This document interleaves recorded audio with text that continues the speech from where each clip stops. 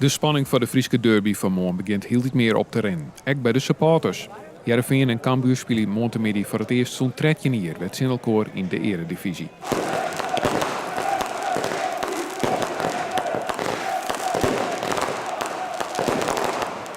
In het Cambuurstadion komen van de morgen honderden supporters op de laatste training voor de wedstrijd van morgen. Als we zien hoe ze spelen het afgelopen seizoen, dan moet het toch wel goed komen. Groningen 4-1.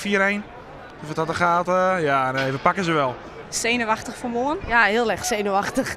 Ik ben blij dat ik erbij ben en ik ben benieuwd wat het gaat worden. Ik hoop dat we gaan winnen. 4-0. Voor? Voor Heerenveen. Voor Heerenveen? Voor Cambuur.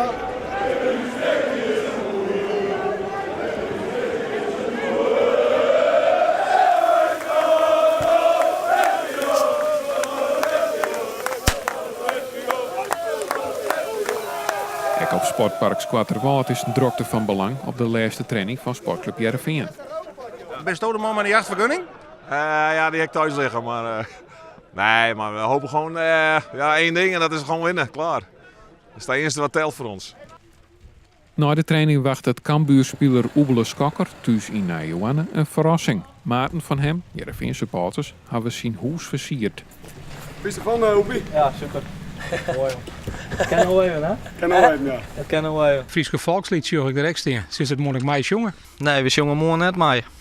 Nee. Dat doen we morgen net. De wedstrijd is morgen live te volgen op Omroep Friesland Radio. Om 6 uur is er een extra editie van Joert met reacties.